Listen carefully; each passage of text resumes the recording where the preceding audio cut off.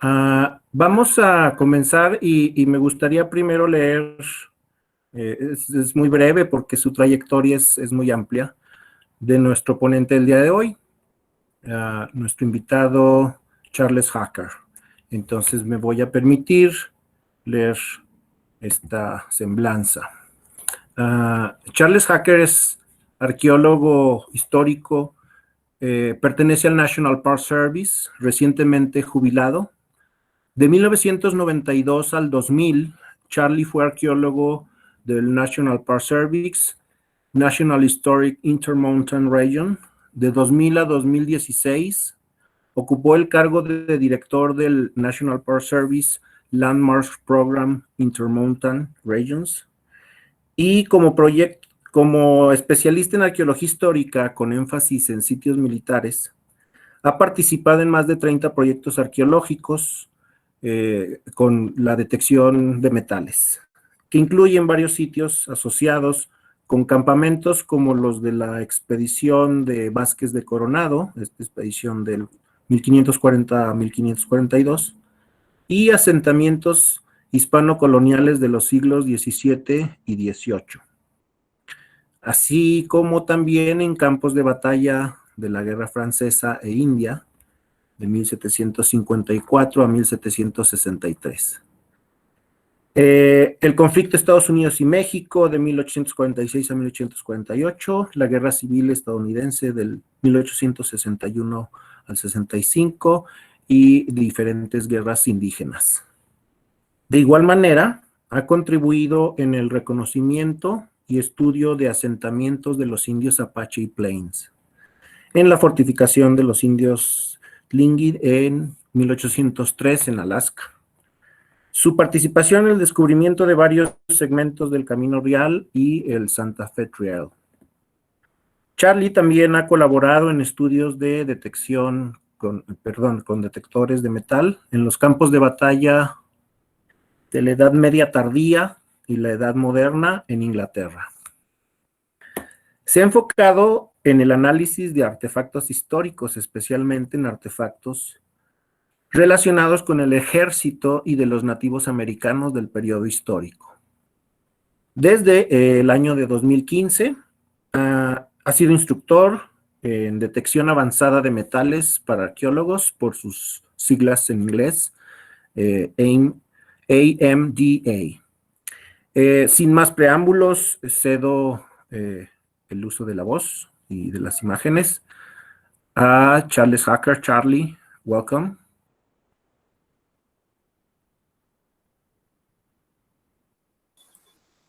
Gracias, Francisco. It has to come up again.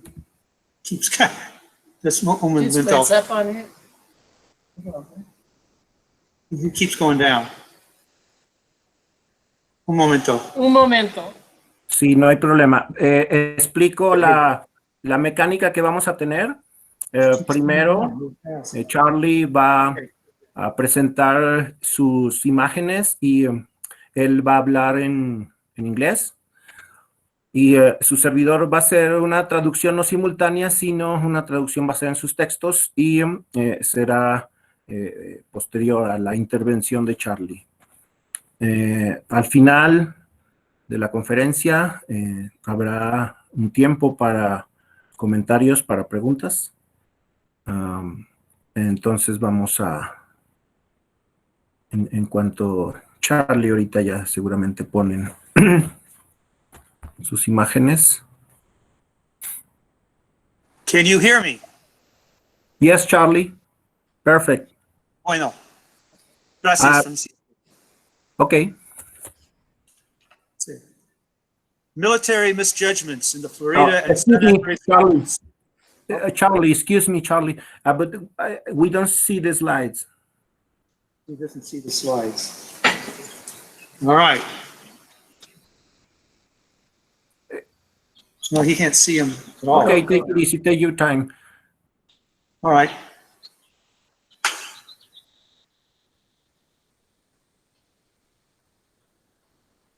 It's not that. Okay, it's okay. It's not We're going to hit right here.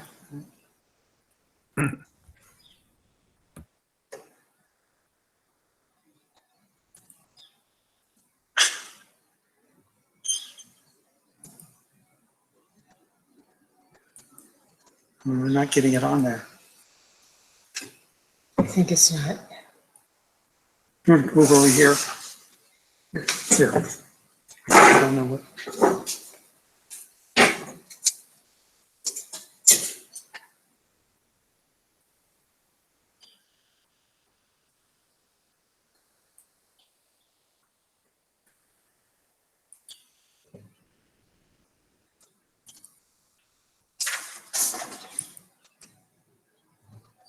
Oh, did you show slideshow at the top? Hold it. Go back into that. Now go over here to slideshow. Slideshow. I don't think that's going to help. It's not? All right.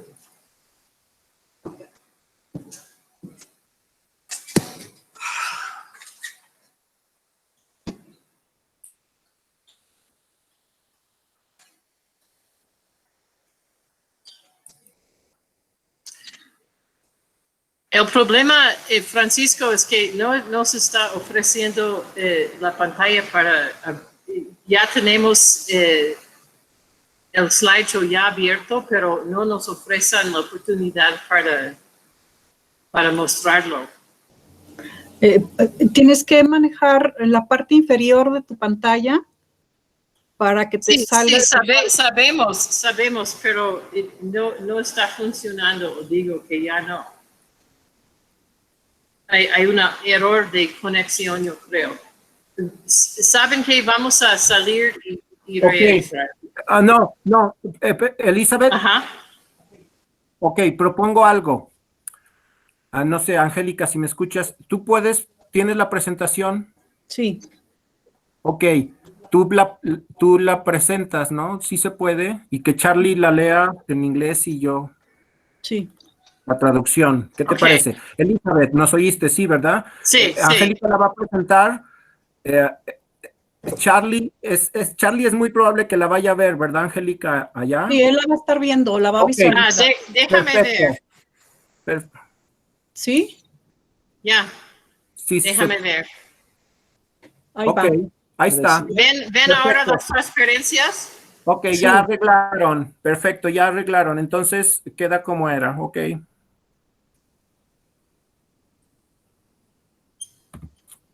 Y luego, ¿está? Ahí está. Ok, Oh, perfecto. very good. Gracias, Francisco. You're welcome. Military misjudgments in the Florida and San Andres Mountains, or head toward the smoke plume, men. The investigation of conflict sites, especially battlefields, has become a dynamic field of research in historic archaeology. Over the past 30 years, archaeologists engaged in the investigation of conflict sites have developed data gathering techniques specifically designed to recover and assess evidence of conflict, resulting in interpretations as to how historic combat events unfolded. These interpretations may also illuminate certain characteristics of human behavior under the stresses of battle. Regarding battlefield behavior, it is a corollary of a conflict archaeology that any era's military sites should exhibit unique depositional patterning, and those patterns can be identified and interpreted as they relate to broader cultural values of the combatants. Francisco. El título es Errores de juicio militar en las montañas floridas y San Andrés, Nuevo México. Hombres, diríjanse hacia las columnas de humo. El estudio de los sitios del conflicto, en particular los campos de batalla, ha llegado a ser un tema de investigación en la arqueología histórica. Durante los últimos 30 años, los arqueólogos dedicados a la investigación de sitios del conflicto han desarrollado técnicas de recolección de datos diseñadas específicamente para recuperar y evaluar evidencia del conflicto, resultando en interpretaciones sobre cómo se desarrollaron los eventos de combate históricos. Estas interpretaciones también pueden dar luz sobre ciertas características del comportamiento humano bajo el estrés de la batalla. Con respecto al comportamiento en el campo, un corolario de la arqueología del conflicto es que los sitios militares de cualquier época deben exhibir patrones únicos de deposición de artefactos, y estos patrones pueden identificarse e interpretarse en relación a los valores y prácticas culturales de los combatientes. Charlie. Bighorn Survey, Little Bighorn Battlefield Archaeology Survey in 1984. A prime example of battlefield archaeology meeting its stated research goals is the seminal battlefield research program conducted by Douglas Scott during the 1980s at the Little Bighorn Battlefield in Montana. This conflict site was created in 1876 when Lakota Sioux Indians and their allies crushed the U.S. 7th Cavalry, led by Lieutenant Colonel George Armstrong Custer. Scott's investigations introduced a systematic approach for surveying battlefields using metal detectors and meticulously recorded spatial data for recovered artifacts. Their mapping of the precise locations of individual bullets and cartridge cases was groundbreaking in its application to a battlefield, since it permitted a more detailed analysis of the battlefield and the events that occurred there. This methodology has since been adopted by the conflict archaeology community for completing systematic studies of wide varieties of conflict sites throughout the world. A significant outcome of the Little Bighorn investigations was the development of varieties of battlefield archaeological models that permit a more in-depth understanding of combat behavior. Conflict archaeologists are now demonstrating that battlefield-derived data can be used to address anthropological questions regarding behavior of both the individual and military units on the battlefield in intense life or death situations. Francisco.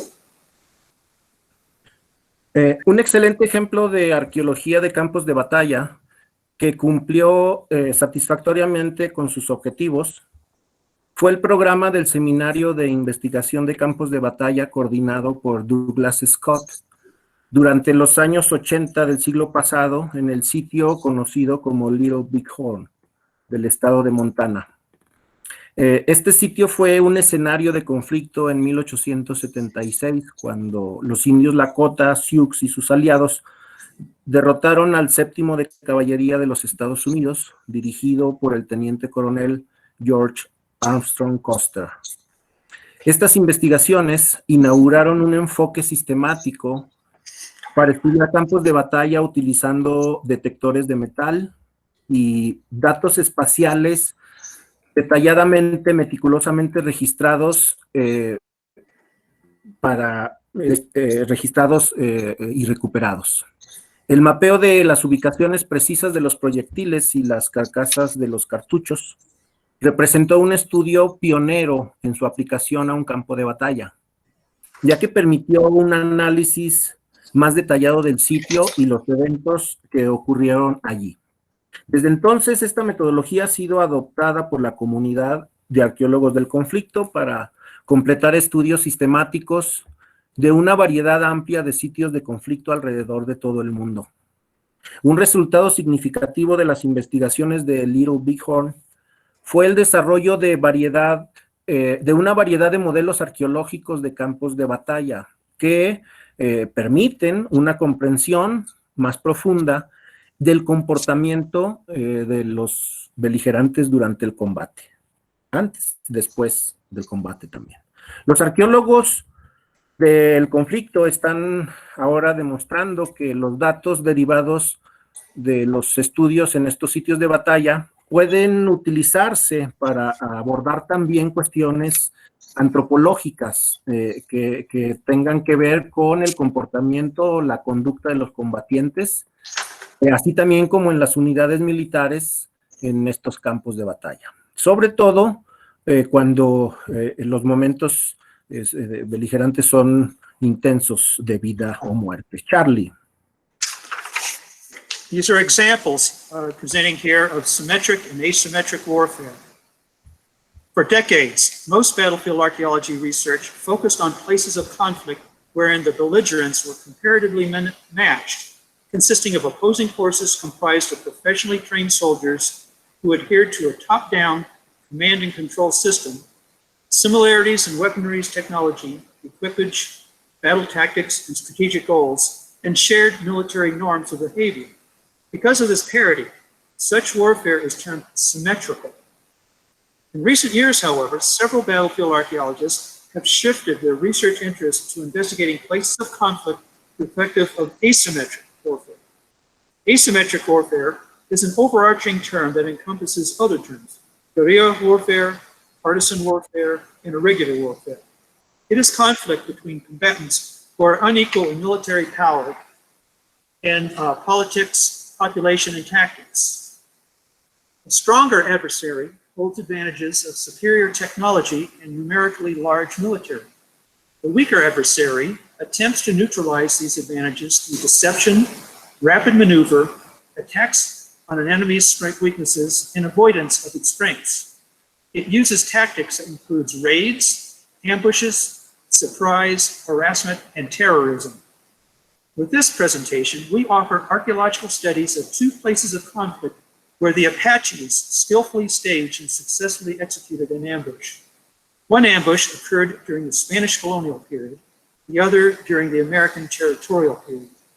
These two ambush localities, both located in New Mexico, are reflective of the Apaches' mastery of irregular warfare tactics. The history of warfare offers many cautionary tales, wherein the stronger belligerent underestimated the tactical skills, tenacity, and intelligence of the weak opponent, and paid for this mistake with considerable loss of soldiers' lives. Francisco. Durante muchas décadas, la mayor parte de la investigación arqueológica de campos de batalla se enfocó en lugares de conflicto en los que los beligerantes estaban comparativamente emparejados en fuerzas compuestas por soldados entrenados profesionalmente, por decir así, que se adhirieron a un sistema de mando y control vertical de arriba hacia abajo, exhibieron similitudes en su tecnología de armamento, equipamiento, en sus tácticas de batalla y los objetivos estratégicos. Además, compartieron normas de comportamiento militar. Debido a esta paridad, dicha guerra se denomina simétrica. En los últimos años, sin embargo, algunos arqueólogos de campo de batallas han cambiado sus intereses al investigar lugares de conflicto que reflejan la guerra asimétrica. La guerra asimétrica es un término general que abarca otros términos. La guerra de guerrillas, que son guerras pequeñas, la guerra partidista y la guerra irregular, por mencionar algunas. Es un conflicto entre combatientes desiguales en su poder militar, en su poder político, su población, sus tácticas, sus estrategias. El adversario más fuerte tiene ventajas de tecnología superior y fuerzas militares numéricamente más grandes. El adversario, por el contrario, más débil, intenta neutralizar esas ventajas del enemigo a través de engaños, a través de maniobras rápidas, por medio de ataques a las debilidades del enemigo, y así contrarresta las fortalezas del enemigo. Perdón. Utiliza también tácticas que incluyen redadas, emboscadas, sorpresas, acoso y terrorismo. Charlie. ¿Sí? Ready? Example of a Presidio soldier, Janos Presidio, an Apache warrior of the 18th century. The Florida Mountains in southwestern New Mexico are the setting of one of these ambush sites. For centuries, Apaches had valued the natural resources found with this mountain range. Its secluded canyons and steep-sided ridges also afforded them protection from enemy attacks. Since the 17th century, Spanish authorities had identified the Floridas as one of several mountainous strongholds that protected numerous Apache bands, whose warriors raided settlements and ranches throughout Nueva Vizcaya province. By 1788, the Presidial forces stationed along New Spain's northern frontier were reinforced and well supplied with remounts, which permitted a deep incursion into Gran Apache. Francisco. Perdón, tuve un ataque de voz, disculpen.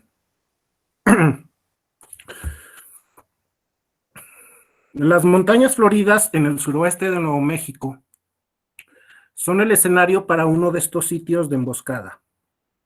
Durante siglos, los apaches habían valorado los recursos naturales que se encuentran en estas cordilleras.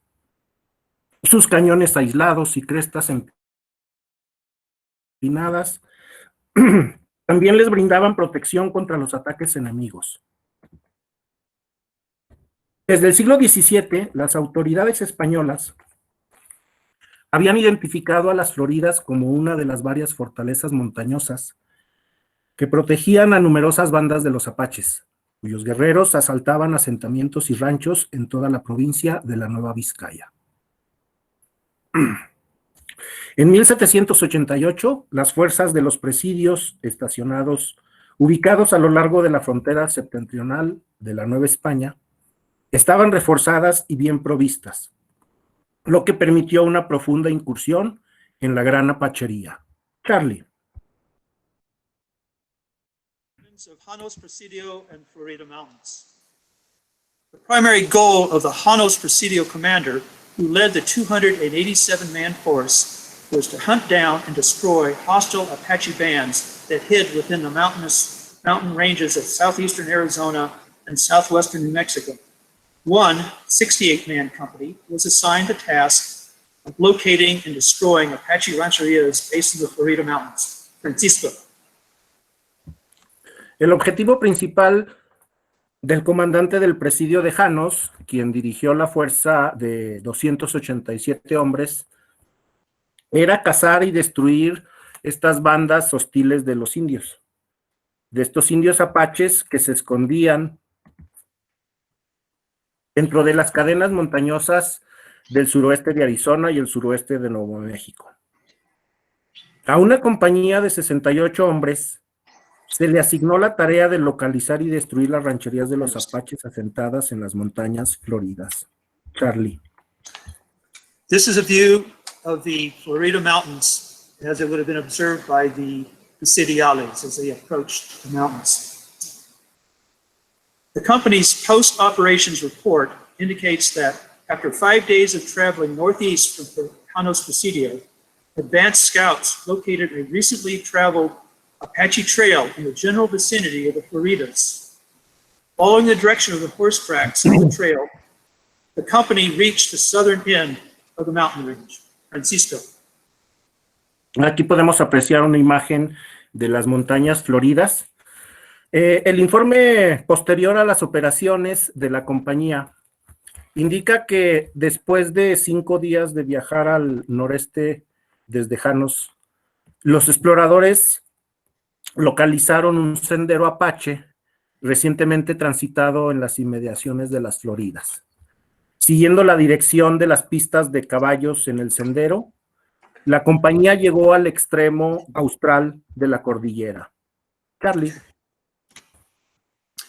This is the mouth of Box Canyon in the southern extension of the Florida Mountains. In the distance, they saw plumes of smoke, a sure indication of an Apache rancheria. Horse tracks led them to the mouth of the canyon. The smoke plumes apparently coming from a place somewhere within the canyon. The captain, believing he could annihilate an Apache band, set up in motion his plan of attack. He assigned 12 men to guard the company's herd of remounts near the mouth of the canyon. He then led the remaining 56 men up the canyon, expecting to catch the Apaches by surprise. Francisco. Aquí apreciamos una imagen de la desembocadura del cañón de Box Canyon. La compañía, a lo lejos, pudieron apreciar columnas de humo, indicio seguro de una ranchería apache. Huellas de caballos los llevaron a la boca del cañón y las columnas de humo aparentemente venían de algún lugar dentro de este. El capitán creyendo que podía aniquilar a esta banda apache, puso en marcha su plan de ataque. Asignó a 12 hombres para vigilar la caballería que traían cerca de la boca del cañón. Luego condujo a los 56 hombres restantes por el cañón, esperando tomar a los apaches por sorpresa. Charlie. This is the location of the ambush site. After advancing, quote, less than half a league from the mouth of the canyon, the company entered a place where the canyon narrows. It was here that the Apaches launched their ambush. They fired arrows from well-concealed breastworks positioned along the canyon walls, threw javelins and large rocks from locations overlooking the canyon bottom, and fired arrows from brush thickets located behind the company. The narrow canyon compacted the company, making it an easy target and hindering defensive maneuvers. Killed and seriously wounded men tumbled from their mounts. The captain eventually regained control and attempted a counterattack, but most of the Apaches were unreachable since they held the high ground. It became evident that retreat was the only viable option. The company retraced its route while running a gauntlet of fired arrows. Upon reaching the canyon mouth, they discovered that a separate group of warriors had captured scores of their remounts, and several of the men charged with guarding the remounts were killed or wounded. With the crippling loss of men and horses, the captain was forced to return to Panos Presidio. The post-operations report provides insight regarding how one Apache band, using simple traditional weaponry, managed to defeat a professionally trained and well-equipped foe. We apply current military operations concepts to assess what the Apaches did right and, equally important, what the Spanish company commander did wrong. The Apaches maintained command and control throughout the entire combat event. Warrior leaders first chose and carefully prepared a place of ambush designed to negate the enemy's advantages of technologically advanced weaponry, mobility, and possible numeric superiority. They then assigned groups of warriors to specific localities with defined combat tasks. As examples, one group would hinder the enemy's retreat, while another group would attack the enemy at the mouth of the canyon. Once all was in place, the Apaches then waited for their enemy to arrive.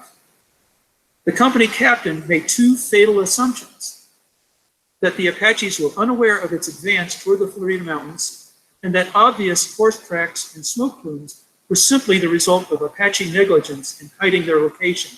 In fact, the Apaches were probably aware of the company for quite some time due to the telltale dust clouds kicked up by its horses. Of course, the horse tracks and smoke plumes were ruses that drew the company into the prepared place of ambush. Francisco. En esta imagen se puede apreciar, es una imagen satelital de la ubicación del emboscado. Después de avanzar menos de media legua desde la boca del cañón, la compañía ingresó a un lugar donde este cañón se estrecha. En este sitio los apaches lanzaron su emboscada. Dispararon flechas desde parapetos bien ocultos y colocados a lo largo de las paredes del cañón. Arrojaron lanzas y rocas grandes desde lugares que podían mirar hacia el fondo del cañón. Dispararon también flechas desde los arbustos ubicados detrás de la compañía. Este cañón angosto compactó precisamente a la compañía, convirtiéndola en un blanco fácil y obstaculizando las maniobras defensivas de ellos. Muchos hombres muertos y gravemente heridos cayeron de sus cabalgaduras. El capitán finalmente recuperó el control y trató de montar un contraataque, pero la mayoría de los apaches estuvieron lejos de su alcance, ya que se mantuvieron en el terreno elevado. Se hizo evidente, pues, que la retirada era la única opción viable. La compañía volvió sobre su ruta mientras llovía una tormenta de flechas disparadas. Al llegar a la boca del cañón, los soldados descubrieron que un grupo separado de guerreros hubo capturado decenas de sus caballos y varios de los hombres encargados de vigilar a estos resultaron gravemente heridos y muertos. Con la pérdida de hombres y caballos, el capitán no tuvo otra opción más que regresar al presidio de Janos. El análisis nos proporciona información sobre cómo una banda apache, utilizando armas tradicionales simples, logró derrotar a un enemigo bien equipado y entrenado. Se aplicaron los conceptos actuales de operaciones militares para evaluar qué hicieron bien los apaches y de la misma forma qué hizo mal el comandante de la compañía española. Los apaches mantuvieron el mando y control durante todo el evento de combate. Primero, los líderes guerreros eligieron y prepararon cuidadosamente un lugar de emboscada diseñado para negar las ventajas del enemigo. También asignaron grupos de guerreros a localidades específicas con tareas de combate bien definidas. Como ejemplos, un grupo bloquearía la retirada del enemigo, mientras que otro grupo atacaría al enemigo en la boca del cañón. Cuando todo esto se dio lugar, los apaches esperaron a que llegara su enemigo. El capitán de la compañía hizo dos suposiciones fatales. Los apaches, él pensó que los apaches desconocían su avance hacia las montañas de Florida, hacia las montañas floridas, y que las evidentes huellas de caballos y columnas de humo eran simplemente el resultado de una estrategia de los apaches para ocultar su ubicación. De hecho, los apaches probablemente estuvieron al tanto de la compañía desde tiempo atrás, debido a que las reveladoras nubes de polvo que levantan la caballería del ejército norteamericano, y además las huellas de los caballos y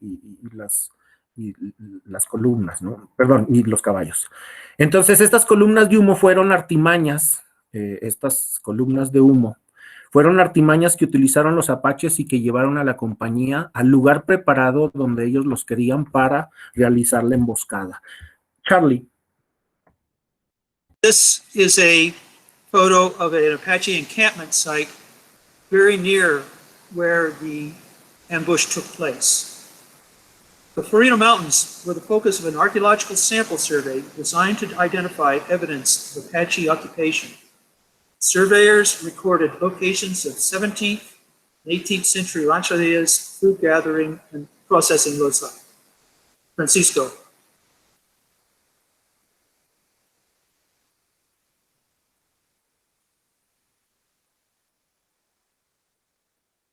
Francisco? Perdón, excuse me. En esta imagen se puede ver la ranchería Apache en las montañas floridas. Estas fueron el foco de un recorrido arqueológico donde se hicieron muestreos diseñados para identificar la evidencia de la ocupación Apache. El equipo de campo pudo registrar rancherías, diversas rancherías utilizados por estos apaches, gracias a la recolección y el procesamiento de los artefactos fechados entre los siglos XVII y XVIII. Charlie.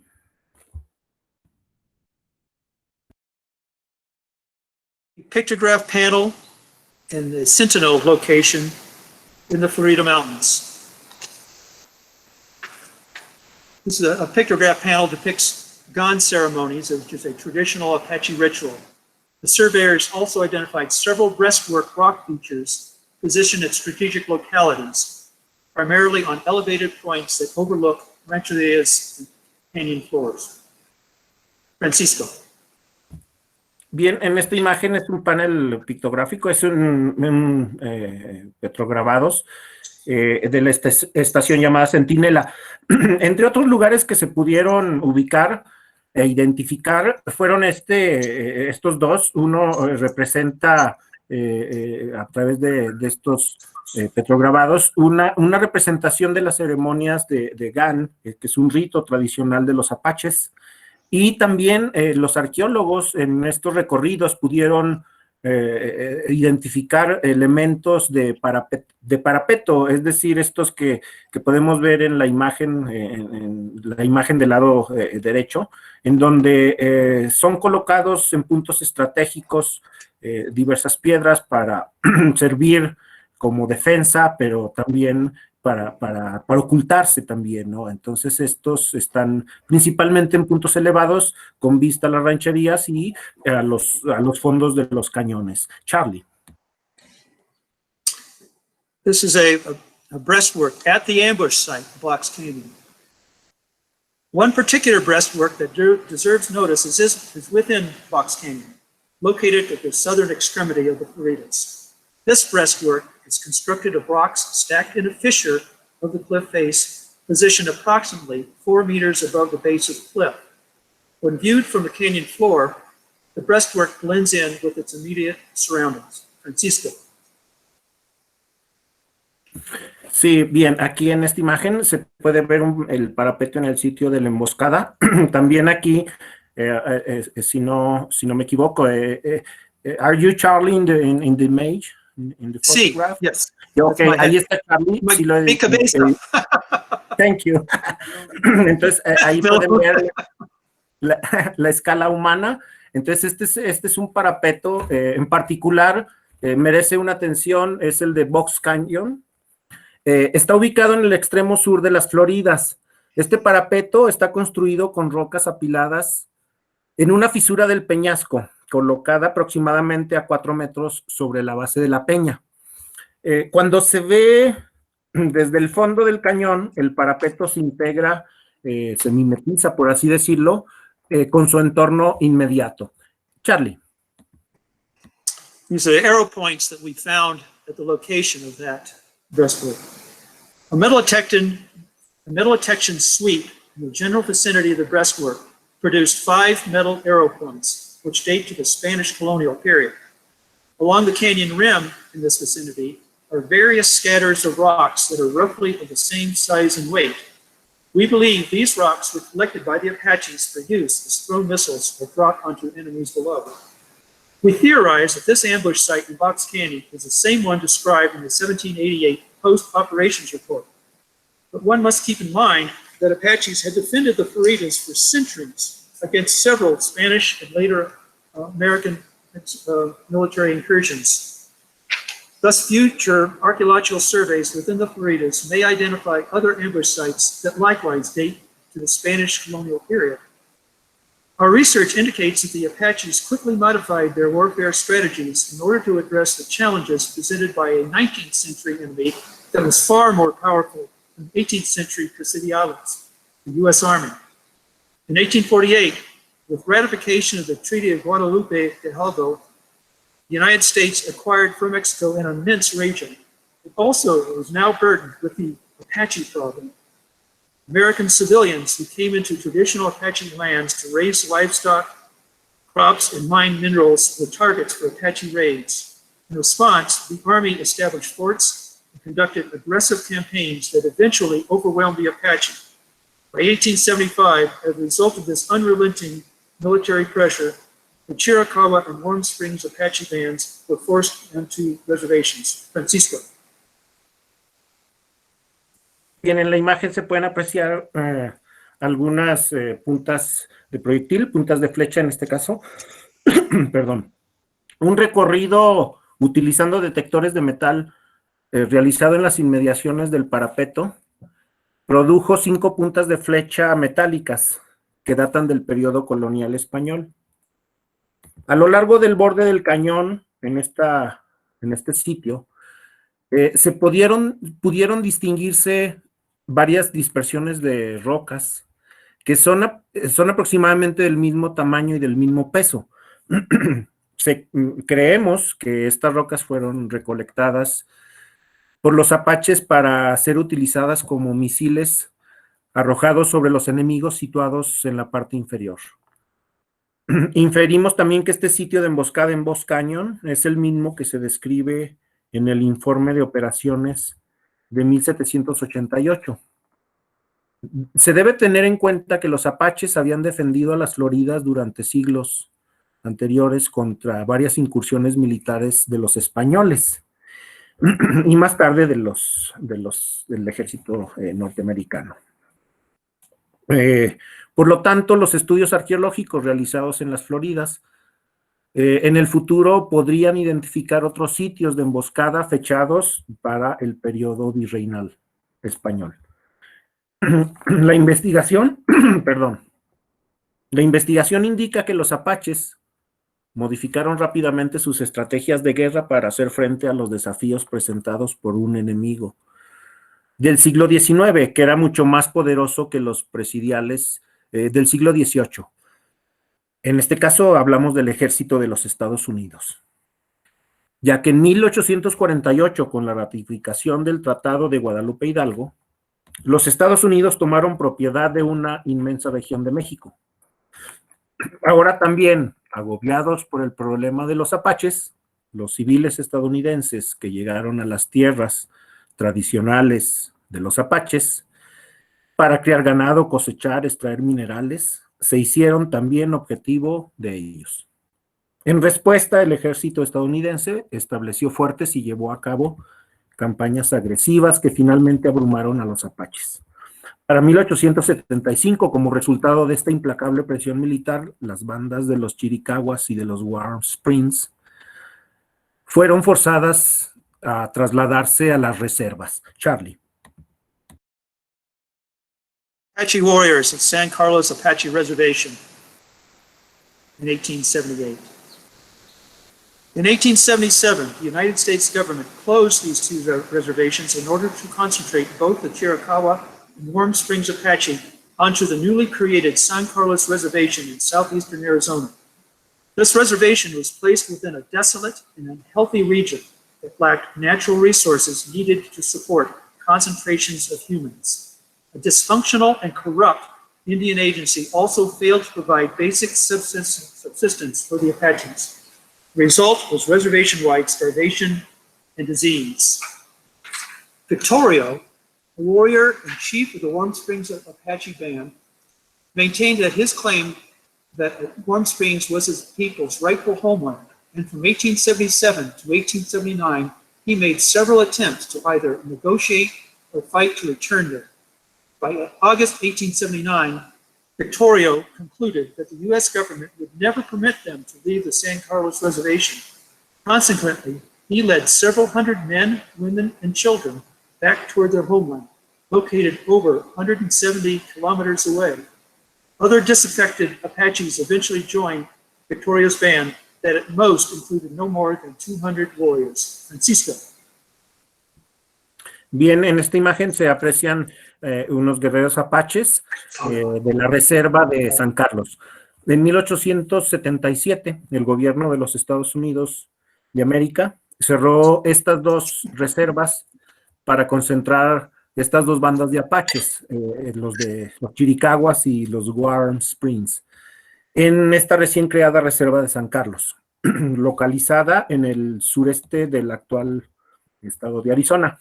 Esta reserva se colocó dentro de una región desolada e insalubre que carecía de los recursos necesarios para mantener una población de seres humanos. Una agencia india disfuncional que no servía, corrupta, tampoco pudo proporcionar la subsistencia básica para estos apaches. El resultado era obvio, fueron hambrunas y enfermedades en toda la reserva. Victorio, un guerrero y jefe de la banda de Warm Springs, mantuvo su afirmación de que Warm Springs era la patria legítima de su pueblo. Desde 1877 hasta 1879 hizo varios esfuerzos de negociar, de luchar para regresar a su lugar de origen. En agosto de 1879, Victorio llegó a la conclusión de que el gobierno de los Estados Unidos nunca les permitiría a los apaches salir de la reserva de San Carlos. En consecuencia, llevó a unos cientos de hombres, mujeres y niños de regreso a su tierra natal, ubicada a poco más de 170 kilómetros de distancia. Otros apaches descontentos eventualmente se unieron a la banda de Victorio, que a lo sumo este grupo no incluía más allá de 200 guerreros. Charlie.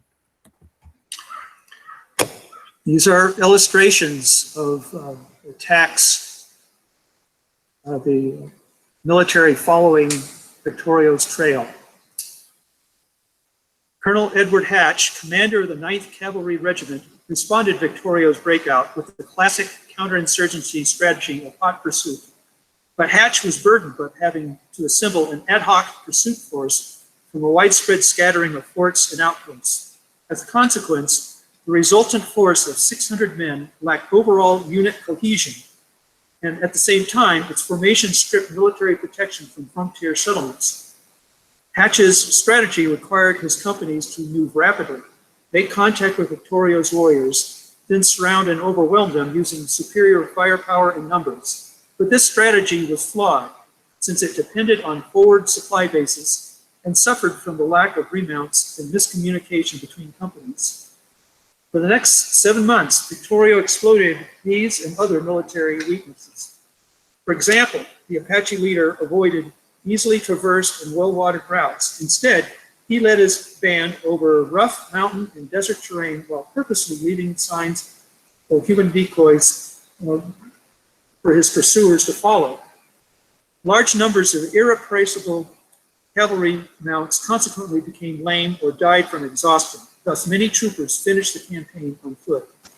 On several occasions, a cavalry troop in pursuit of a few Apache warrior decoys would be surprised by a withering fire from multiple directions. The now mauled troop would be forced to retrace its route back to its supply base, only to find that desperately needed watering holes along that route had been poisoned.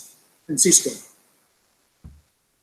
En la imagen se ve, bueno, son unos grabados de la caballería del ejército estadounidense siguiendo a la banda de Victorio.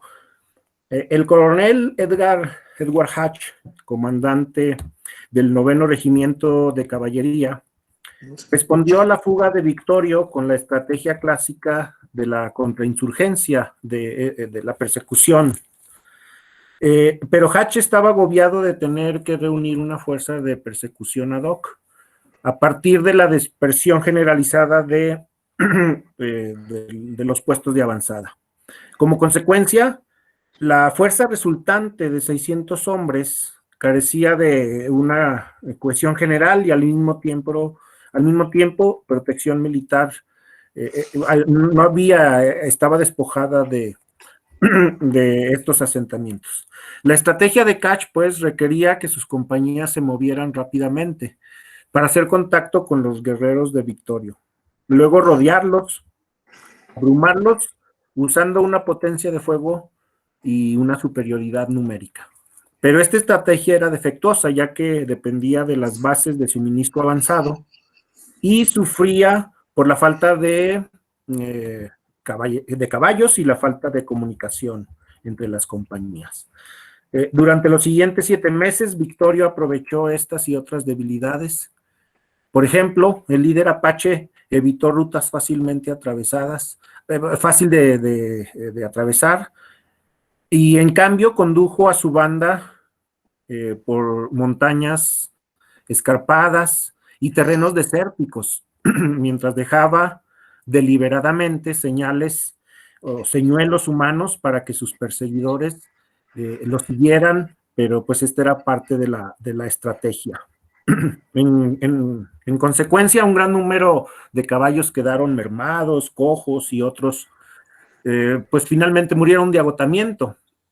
Entonces, así, pues muchos soldados terminaron esta campaña a pie.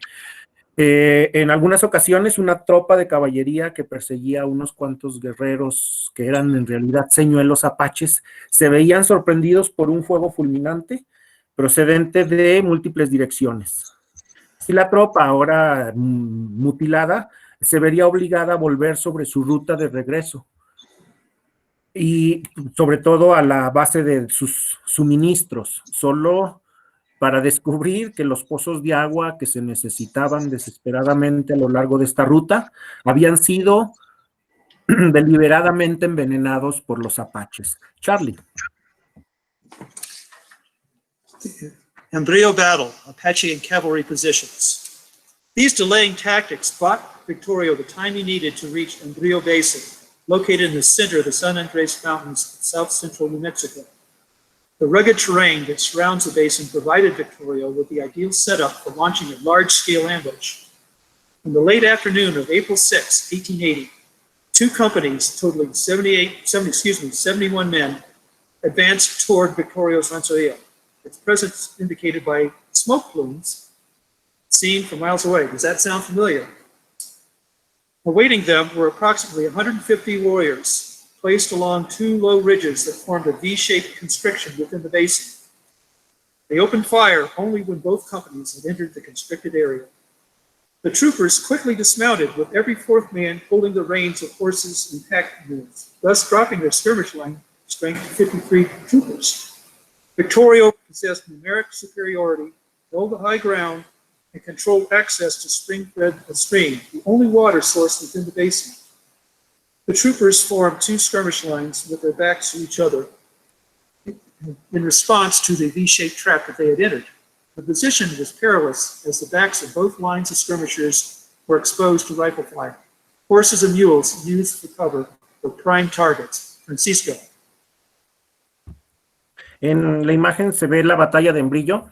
Se resaltan ahí las posiciones de los apaches y de la caballería del ejército estadounidense. Estas tácticas dilatorias le dieron a Victorio el tiempo que necesitaba para llegar a la cuenca de Embrillo, ubicada en el centro de las montañas de San Andrés, ubicadas al centro sur de Nuevo México, del actual estado. El terreno escabroso que rodea la cuenca proporcionó a Victorio la configuración ideal para lanzar una emboscada a gran escala. Al final de la tarde del 6 de abril de 1889, dos compañías con un total de 71 hombres avanzaron hacia la ranchería de Victorio.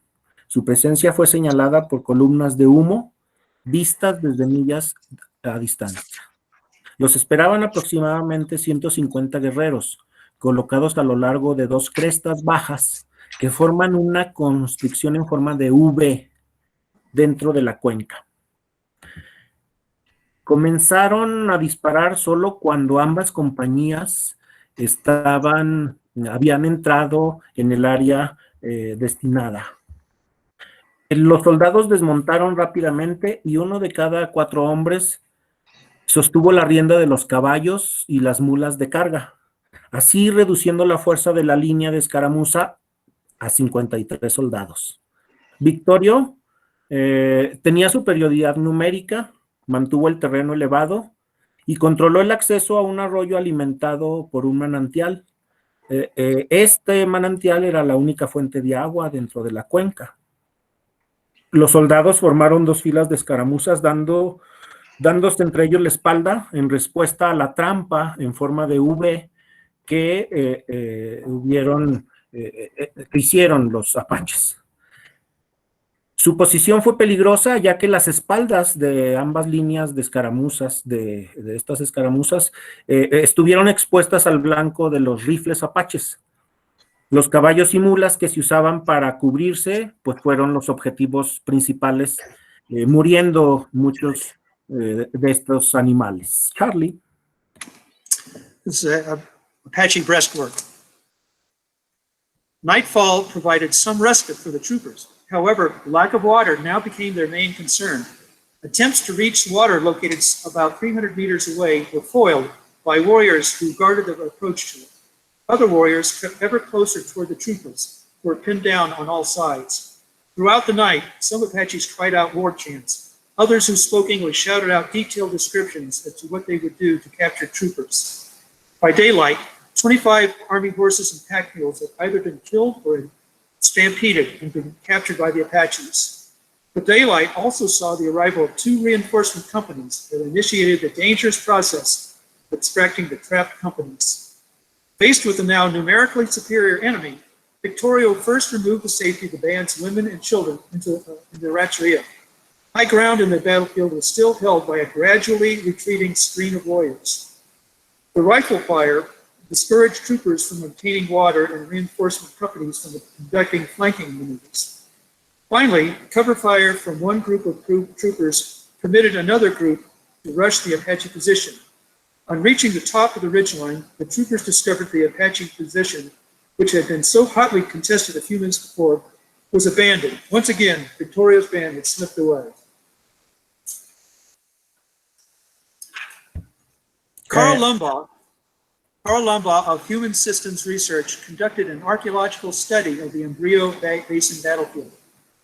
His survey identified a broad pattern of breastworks at Victorio position to augment the natural fortifications of limestone-capped ridges that enclosed the basin.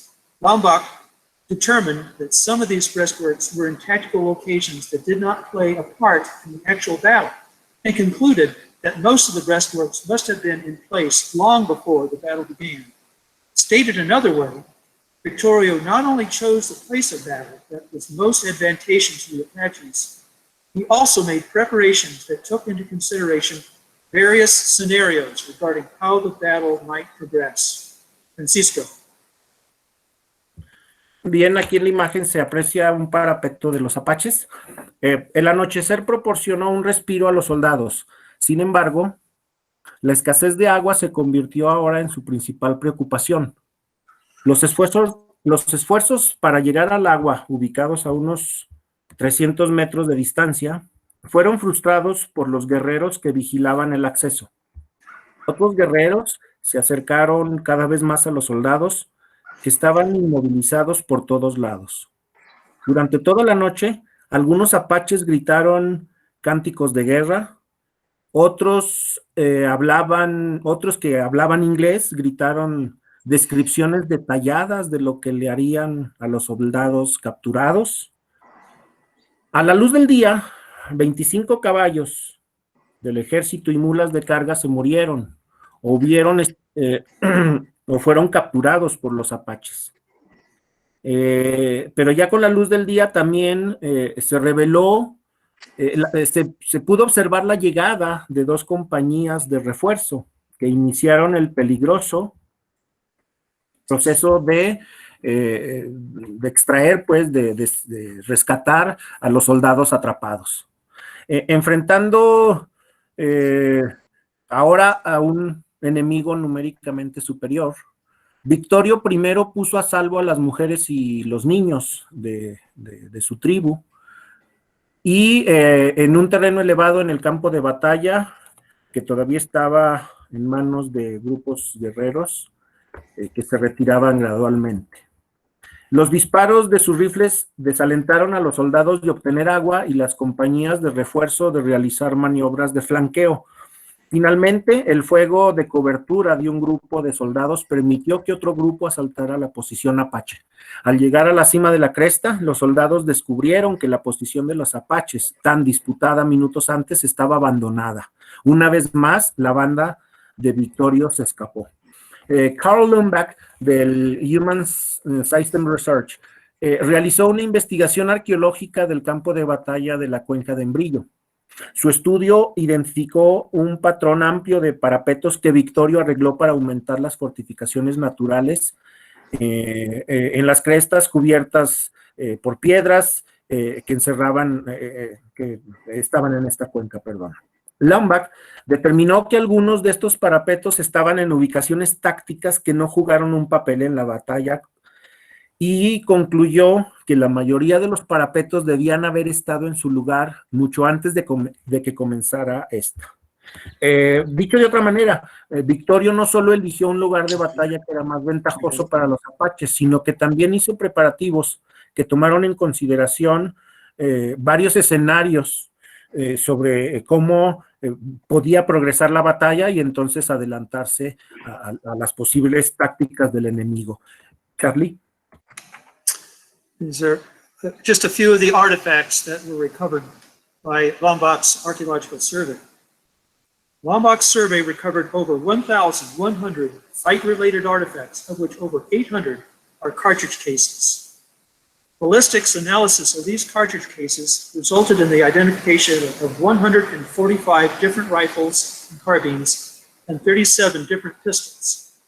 Using Geographical Information System Mapping Program, it was possible to recreate movements of Apache versus trooper movements across the battlefield based on the firearms that the combatants used. Cartridge case and distribution analysis indicate that 13 warriors who were exclusively armed with repeating rifles, formed one battery that zeroed in on the water source. Those few troopers who tried to fill their canteens during the night were driven back by a sheet of rapidly fired bullets. Excuse me. Conversely, warriors who fired at the troopers' skirmish lines were armed exclusively with military carbines and rifles. These powerful firearms could reach enemy positions 400 meters away. The troopers also left physical remains of their tactical response in the form of dropped cartridges, cartridge cases, personal items, and pieces of equipage. These positions are poorly sited for both offensive and defensive actions and reveal a force that could only react to the enemy's aggressive tactics. The Embrillo Basin battle was an exception to the typical Apache method of warfare, in that Victorio selected a battle area having wide open terrain. Because of the location's openness, it is possible that the cavalry was not expecting an ambush when they first entered the basin, so their guard was down.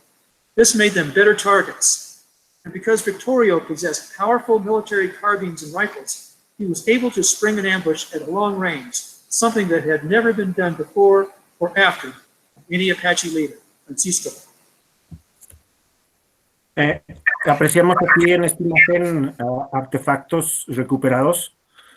El Lombac recuperó precisamente más de 1,100 artefactos relacionados con la batalla. De estos, más de 800 son carcasas de cartuchos. El análisis balístico de estos casquillos resultó en la identificación de 145 rifles y carabinas diferentes y 37 pistolas distintas. Utilizando un programa de mapeo de sistema de información geográfica, fue posible recrear los movimientos de los apaches versus los movimientos de los soldados a través del campo de batalla, basándose en las armas que utilizaron los combatientes. El análisis de la distribución de cartuchos, de carcasas de cartuchos, indica que 13 guerreros armados exclusivamente con rifles de repetición Winchester y Henry formaron una batería que dirigió su atención hacia la fuente de agua. Los pocos soldados que intentaron llenar sus cantimploras durante la noche fueron rechazados por una serie de balas disparadas rápidamente. Por el contrario, los guerreros que dispararon contra las líneas de escaramuza de los soldados estaban armados exclusivamente con rifles y carabinas. Estas armas podrían alcanzar posiciones enemigas a una distancia de 400 metros. Los soldados, por su parte, también dejaron evidencia física de su respuesta táctica en diversos cartuchos. Artículos personales y, bueno, aquí podemos apreciar inclusive algunas botonaduras y utillaje de su indumentaria militar. En conjunto, estas posiciones, tanto ofensivas como defensivas, revelan pues una fuerza que reacciona ante las tácticas agresivas de su enemigo. La batalla de la cuenca de Embrillo fue una excepción al método típico de la guerra apache, en donde Victorio seleccionó un área de batalla que abarcaba terreno abierto. Debido a la envergadura de la ubicación, del tamaño de la ubicación, es posible que la caballería no esperaba más que una emboscada cuando entraron por primera vez en la cuenca, por estar estos en la parte inferior.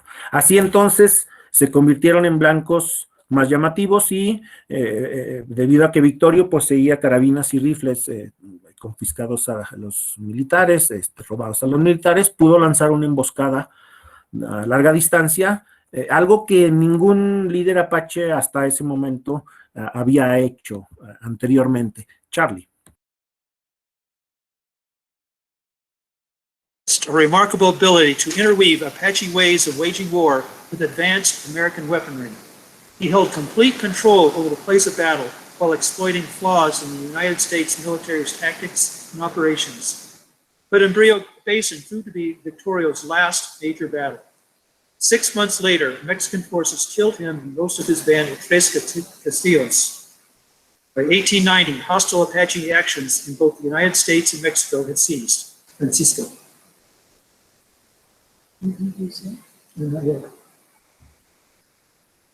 Bien. Oh, this one here comes after the acknowledgements. Okay.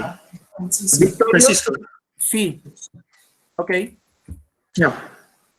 Victorio poseía una notable habilidad para entrelazar las formas apaches de hacer la guerra con el armamento estadounidense. Mantenía el mando y control del lugar de batalla mientras aprovechaba las fallas de las tácticas y operaciones militares del ejército norteamericano. Sin embargo, la cuenca de Embrillo resultó ser la última gran batalla de Victorio. 6 meses después, fuerzas mexicanas lo mataron a él y a la mayor parte de su tribu en 3 castillos. En 1890, las acciones hostiles de los apaches, tanto en Estados Unidos como en México, prácticamente habían cesado. En conclusión, se presentaron 2 ejemplos en los que el adversario más débil superó a su oponente más fuerte. Estos no son resultados malos. De hecho, los pueblos indígenas de todo el mundo han sido y siguen siendo expertos en la guerra asimétrica. Sin embargo, la mayoría de las veces, su poderoso oponente finalmente gana la guerra. No, es decir, pero solamente después de hacer un gasto económico y de la pérdida de muchos de sus soldados. Finalmente, al considerar la historia global del conflicto humano, se podría concluir que la guerra asimétrica tiene pocas consecuencias para determinar el resultado final de un conflicto prolongado.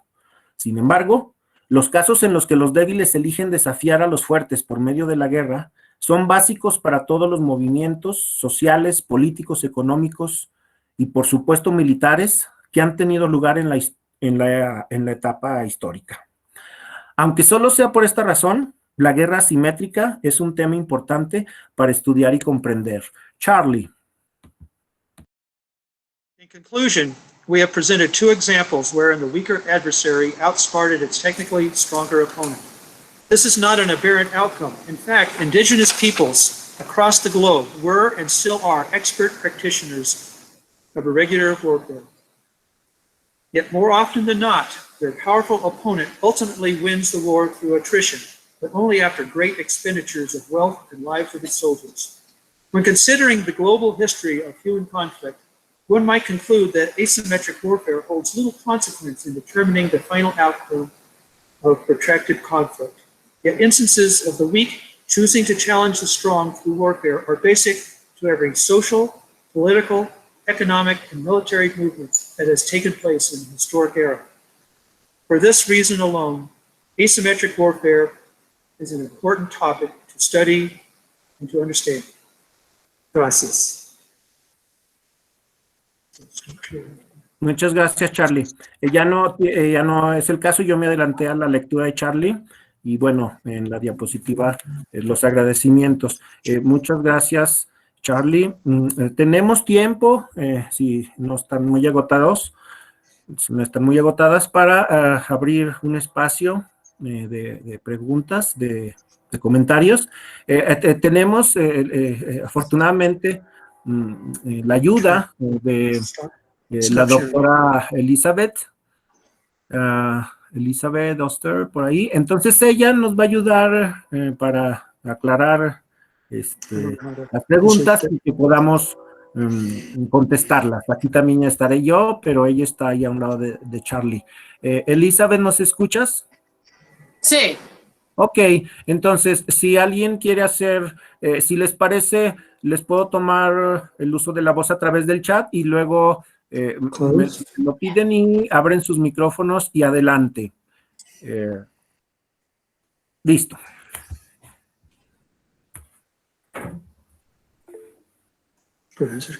Adelante, sí, profesor Gastón Federico Escalfaro, puede abrir su micrófono, gracias. Bueno, gracias a ustedes y gracias a los expositores por esta hermosa posibilidad. Uno que ha escuchado y ha leído sobre esta batalla, verlo aquí de la parte de los investigadores es un gran placer y honor. La pregunta es la siguiente, sobre el tratamiento de los muertos en este tipo de batallas. si han encontrado alguna lógica específica, y sobre la atención a los heridos, lo que sería un hospital de campaña. ¿Qué pueden decir respecto de esto?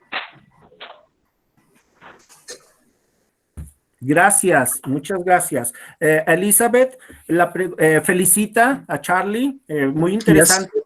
Él dice que ha leído el trabajo, entonces que conocer por parte del expositor el trabajo hecho, pues es gratificante. Elizabeth, él pregunta sobre el tratamiento de los muertos, o sea, si tienen alguna información sobre el tratamiento de los muertos en la batalla y si hubo, sobre todo por parte del ejército de Estados Unidos, hospitales de campaña militar, hospitales de campo. ¿Está bien, Elizabeth?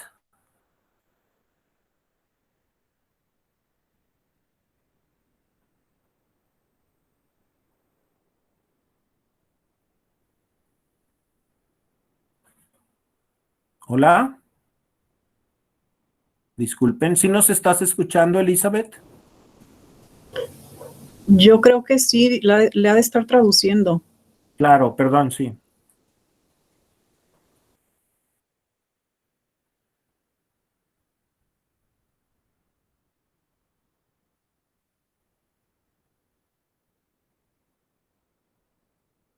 Y por los estados, los militares del EU, por los dos. Elizabeth, me parece que no escuchamos todo, escuchamos el final, como 5 palabras. No sé si nos podías repetir. Sí, cómo se trató a los muertos, a los fallecidos en el campo de batalla, y si hubo hospitales de campaña por parte de los estadounidenses, del ejército, perdón. Déjame trasladar. Okay, so what he's asking is, how did they treat the gods? And were there military hospitals? Probably not, right? No. There were no military hospitals. Those who were wounded, the soldiers who were wounded, would be taken as best care of as they could. They had some medical equipment. They could do some surgery, but it was often as not, the soldiers could very well die from their wounds, from sepsis. If you talk about those who died, who were killed, their bodies were left there. There would be an attempt, soldiers' bodies, officers' bodies, they would come back and gather their bodies if they could find them, but the Apaches would often as not dig up those bodies and scalp them. The enlisted men's bodies would be left where they're found, and it would be maybe some months, years later, they'd come back. Maybe the bones would be gathered, maybe not. Is there a monument? There is, in fact. Let me Charlie dice que en estas campañas no tenían hospitales, o digo que era nada más como campañas rápidas, entonces no hubo organización suficiente para tener un hospital militar. Entonces muchos de los soldados se murieron de sus heridas y ya. Pero en cuestión de los difuntos después, es que casi, bueno, la mayoría de los soldados, que eran nada más soldados sin rango particular, fueron enterrados donde se murieron. Y de vez en cuando unos de los señores como tenientes, coronales, personas con rango, sus familiares vinieron después para rescatar sus difuntos, pero así fue. O también en unos casos los apaches vinieron a los lugares de enterramiento y excavaron los difuntos y hicieron varias malas casas. Pues, pero Charlie iba a explicar que hay un lugar en que existe un monumento. Embrio Basin is located on White Sands Missile Range. It's a military reservation. It's to get into that location, of course, must have permission and escort by the military to get there. There is not a marker there, although it is known. The basin has been known for many years, but there's not a memorial there exactly. No. Dice que la cuenca de Embrio está hoy en día en una reserva militar que se llama White Sands Missile Range. Y no es posible entrar sin permiso particular. Pero más o menos el espacio, no hay algo como un monumento o una estatua, pero todo el mundo sabe que es lugar importante de una batalla anterior. Y el espacio hoy en día está conservado como memoria del evento. Muchas gracias. Esa es parte de la respuesta a una pregunta que hizo Adriana Macías. Quiero pasar primero a una pregunta de Carlos Landa, que nos acompaña de Argentina. Él pregunta a Elizabeth, si le puedes preguntar a Charlie, por favor, si tiene Charlie en este momento o nosotros podemos ponernos en contacto con Carlos, ya que Charlie nos haga el favor. Él pregunta si hay bibliografía, si hay autores que recomiende Charlie en torno al conflicto de la guerra asimétrica y sus formas, es decir, hay autores, ¿qué bibliografía recomendaría? Si la tiene en este momento, si no, seguramente nos la hará llegar Charlie y nosotros pasaremos con Carlos. Adelante, Elizabeth. Momento. You can send it if you recommend the source. Absolutely. So let's send it to Sí, de todos modos, hay unas varias fuentes buenas para leer sobre la guerra asimétrica contra la guerra asimétrica. Y proponemos que Charlie puede enviar una lista a Angélica para distribuir entre las varias personas que tienen interés. Ok, gracias, Elizabeth. Esta última charla tuya se oía un poco como de voz como de ultratumba, como de terror. A lo mejor tienen ahí tapado el micrófono o hay algún eco. Perfecto. Creo que oímos. Lo que está diciendo Charlie es que hará llegar a Angélica estas referencias bibliográficas sobre la guerra asimétrica y sus formas, sus representaciones. Y Angélica, al grupo, ¿verdad? Este grupo que se ha estado construyendo en torno a la arqueología del conflicto, pues va a llegar. Gracias, Carlos. Y además, Carlos agrega, felicita a Charlie, le dice que es una excelente charla, Charlie. Gracias, muchas gracias. Elizabeth, ¿siguen oyendo? A ver, voy a apagar mi micrófono. Pero ustedes no lo apaguen, está bien. Entonces, también Adriana Macías pregunta, parte ya se contestó. Pregunta a Charlie si este sitio, sobre todo este último, tiene protección. Ya lo mencionaban ustedes, no es un sitio militar. Nada más que nos pudiera decir ¿cómo se llama? Si tiene protección este sitio. Elizabeth, adelante. La pregunta es sobre el sitio de la planta de Río. Así es. Sí, de todos modos, el sitio hoy en día está protegido. Es que, porque está en una parte de la base militar, no hay nadie aún quien sabe. viniendo del campo, y no es posible entrar sin permiso. Y ellos no tienen nada en el sitio mismo para verificar que es un sitio de conflicto, pero de todos modos es posible visitar, pero únicamente con permisos. Y es muy bien protegido.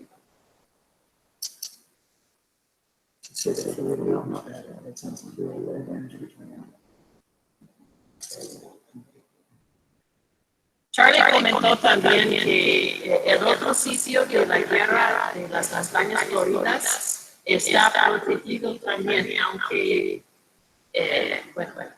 la protección no es tan fuerte, pero está en el terreno público que pertenece a la agencia de BMM. Y es como una agencia que maneja muchos terrenos federales. Pero el espacio es abierto. Digo que alguien para llegar allí, una persona tendría que saber algo del terreno y llegar con motivos, buscar lugar, porque también no es marcado. Es una forma de protección, pero no es tan fuerte.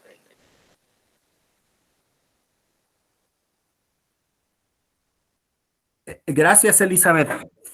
Estamos teniendo un problema. Bueno, ya oyeron, no se oyó muy bien. Elizabeth, creo que algo pasó con el micrófono allá con ustedes. Ojalá se pueda arreglar, pero voy a platicarles lo que alcancé a escuchar. Sí están, los dos sitios, ya lo mencionaron, están bajo protección por diferentes instituciones. Vamos a ver si ahorita sí se puede arreglar lo del micrófono.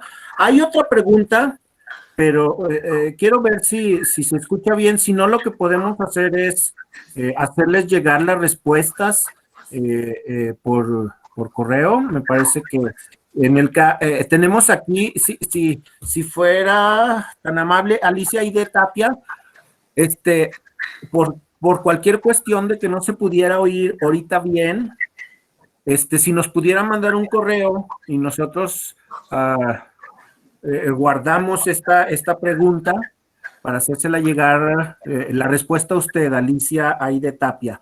Bien, hago la pregunta de Alicia Aide. Dice que ¿cuál es el criterio para definir a los débiles? En este caso, los apaches, conocedores del ambiente y con gran habilidad para elaborar estrategias y aplicar tácticas, pudieran, por este aspecto, ser considerados en algunos, permítanme, en algunos combates, considerar a los apaches como los fuertes. Y si es así en tal sentido,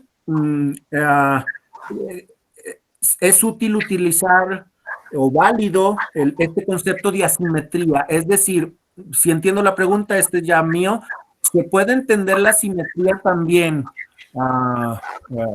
digamos, del lado contrario, de lo que suponemos que siempre son los más débiles y por el otro lado los más fuertes?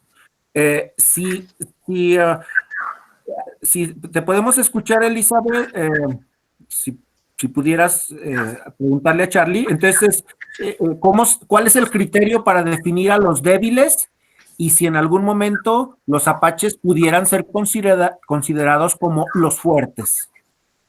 En ese caso, la cuestión no es, la intención no es referir a los apaches mismos como los débiles o decir que los soldados de los Estados Unidos eran los fuertes en todos los casos. Más bien, Charlie está realizando una comparación entre guerra simétrica y asimétrica. Esto es, entonces, el criterio para hablar sobre los débiles es nada más cuestión de acceso a fuerza militar, a personas, a armas y otras sustancias que una tropa de soldados se necesita para pasar por el campo. Y la cosa es que yo estoy respondiendo por Charlie, pero hemos hablado sobre esta cuestión muchas veces y la cosa es que no es comentario para decir que cualquier grupo de indígenas, por ejemplo, guerra debe y conflicto, es más bien para decir guerra asimétrica, porque utilizar términos como debe o más fuerte es que estas palabras llevan un sentido de juicio, ¿no? Digo que alguien es debe o más fuerte, cualquiera. Es más bien una referencia al acceso del templo a armas y otras cosas que se necesitan en el ejército para mantenerse. Y en ese caso, los avances no tenían la cantidad de soldados, de caballos, de rifles, de proyectiles. Y al fin y al cabo, el ejército de los Estados Unidos ganó porque tenía más acceso a esas cosas. Pero es mejor, bueno, Charlie ha utilizado varios términos, pero es más bien es una cuestión de guerra asimétrica, en cuestión de cuál acceso tenía el grupo a las materias que se necesitan para realizar una guerra. Gracias. Elizabeth, sí tenemos ese problema. Yo capto algunas partes de las frases, pero sinceramente no. Entonces, Angélica, si me escuchas, ¿qué pudiéramos hacer, Angélica? No sé si recuperar estas preguntas y hacer ya nosotros una conversación con Charlie, poderles llegar. Hay otra pregunta más, pero me parece que es un poco difícil escuchar bien el audio. Es decir, la traducción está muy bien, Elisa, pero se corta mucho. ¿Qué opinas, Angélica?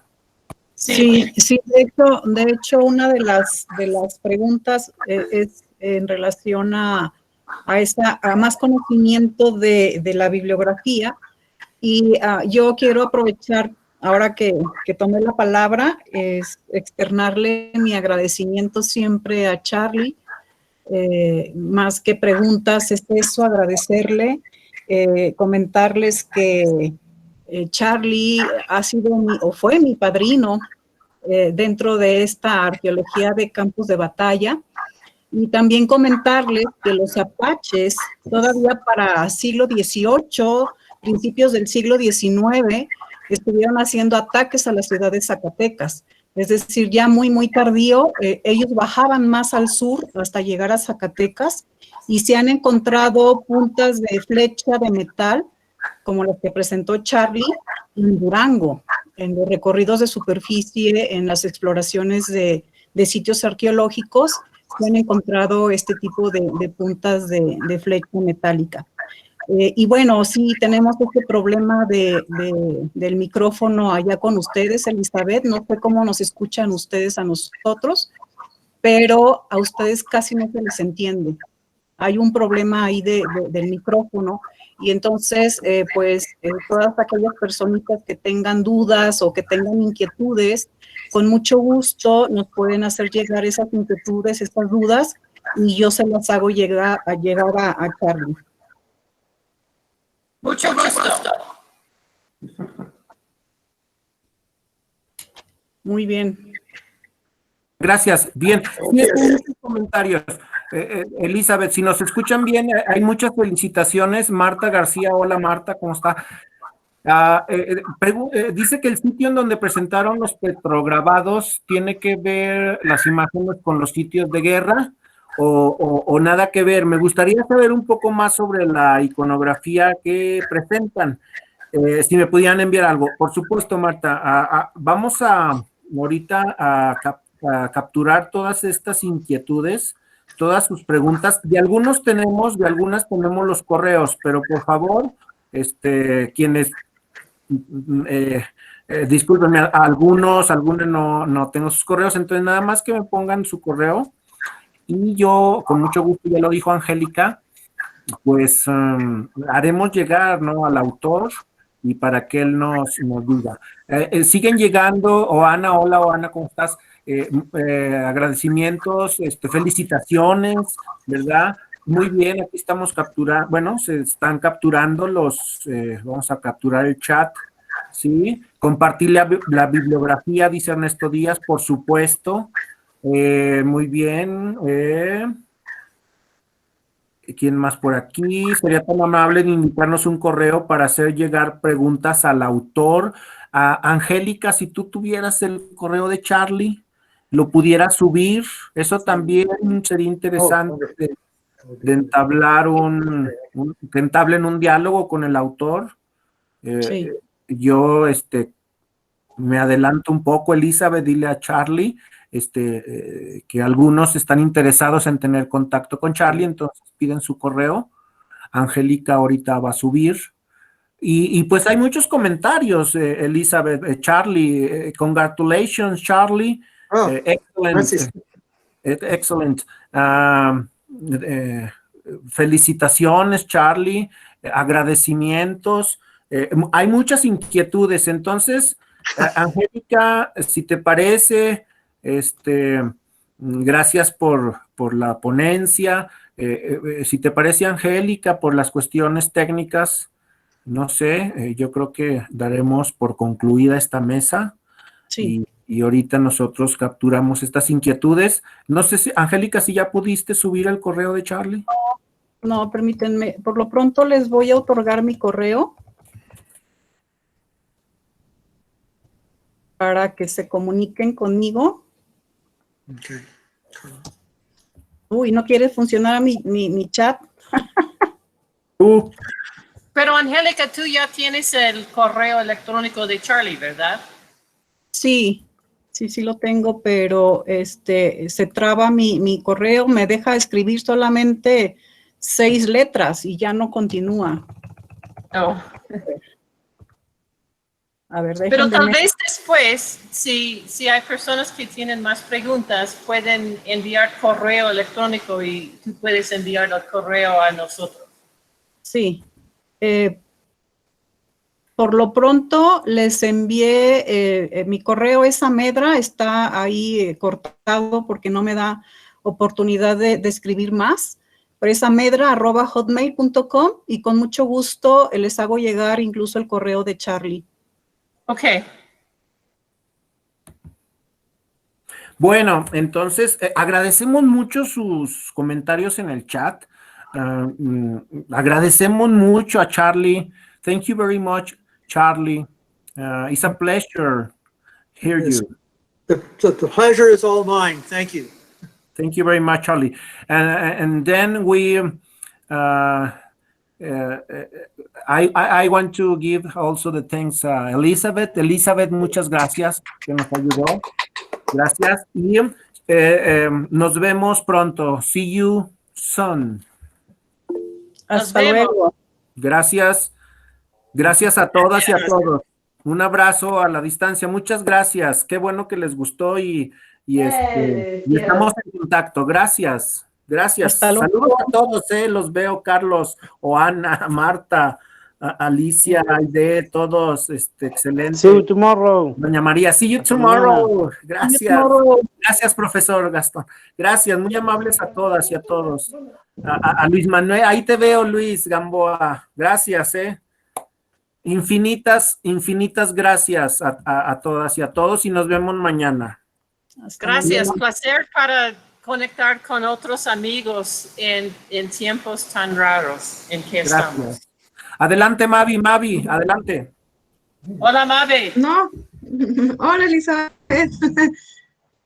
Felicidades, Charlie, muy ilustrativa tu presentación, con mucho aprendizaje para los que no somos del área de campos de batalla. Bueno, hasta luego. Hasta luego.